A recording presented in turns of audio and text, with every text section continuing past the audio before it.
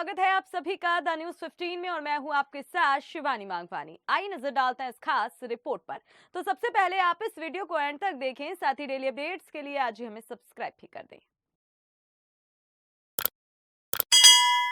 अपनी भारत यात्रा के बाद जिस तरह से राहुल गांधी ने हिंडनबर्ग की रिपोर्ट आने के बाद गौतम अडानी से रिश्ते को लेकर प्रधानमंत्री नरेंद्र मोदी को घेरा था, उससे उनका कद काफी बढ़ गया था।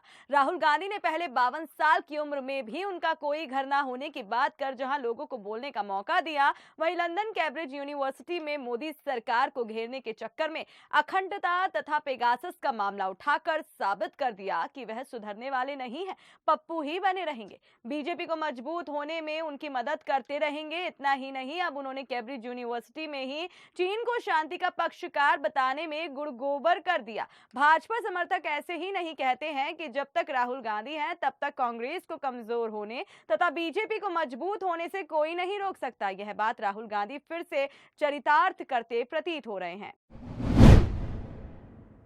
राहुल गांधी के उनके पास उनका घर न होने की बात ने उन्हें हादसे का पात्र बना दिया है। जग जाहिर है कि उनकी मां सोनिया गांधी यूपीए सरकार में सबसे पावरफुल नेता रही हैं। उनकी संपत्ति इटली में भी बताई जाती है। उनके पिता राजीव गांधी देश के प्रधानमंत्री रहे हैं। उनकी दादी भी लंबे समय तक देश की प्रधानमंत्री रही हैं। उनकी दादी के पिता पंडित जवाहरलाल नेहरू न केवल लंबे समय तक प्रधानमंत्री रहे बल्कि अंग्रेजी हुकूमत में बैरिस्टर रहे मोतीलाल नेहरू के पुत्र थे। इलाहाबाद में उनका आनंद भवन देश और दुनिया में प्रसिद्ध था। देश और विदेश में गांधी परिवार की अरबों खरबों की जो संपत्ति होगी वो सब कुछ राहुल गांधी की ही तो है। वैसे भी राहुल गांधी के अपने वेतन को गरीबों को दान करने की बात मार्केट में नहीं आई है। वह लंबे समय से सांसद हैं, तो क्या वह अपना घर ना होने की बात कर अपने को गरीब दिखा रहे हैं? जहां कैम्ब्रिज यूनिवर्सिटी में मोबाइल के पेगासस मामले के साथ ही और देश को बांटने वाले मामले की बात है, तो ये सब बातें देश में भी बोली जा सकती हैं। वैसे भी यूनिवर्सिटी के बच्चों को इन सब बातों से क्या लेना देना। वैसे भी राहुल गांधी ने उस धरती पर जाकर देश की खामियां गिनाई जिस देश ने भारत को 200 साल तक गुलाम बनाकर रखा। अब भारत का जानी दुश्मन चीन को शांति का पक्षकार बताकर हद कर दी।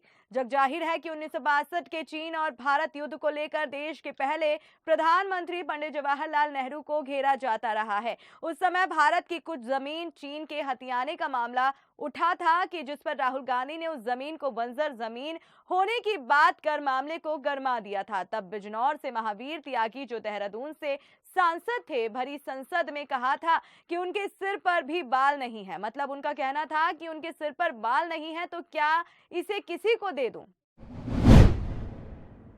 वैसे भी कोरोना महामारी की देन दुनिया चीन को ही मानती है। देश के बड़े नेता चीन को भारत के लिए पाकिस्तान से ज्यादा घातक मानते हैं। खुद समाजवाद के प्रणेता डॉक्टर लोहिया चीन को पाकिस्तान से ज्यादा नुकसान देने वाला देश बताते हैं। सपा के संस्थापक मुलायम सिंह यादव ने भी पाकिस्तान से ज्यादा चीन से सतर्क रहने की जरूरत पर बल दिया था। वैसे भी चीन लगातार सीमा पर भारत को नुकसान पहुंचा रहा है। चीन की ही करामात रही है कि आज न केवल श्रीलंका बल्कि पाकिस्तान भी दिवालिया होने की कगार पर है। भारत को नुकसान पहुंचाने की फिराक में रहता है।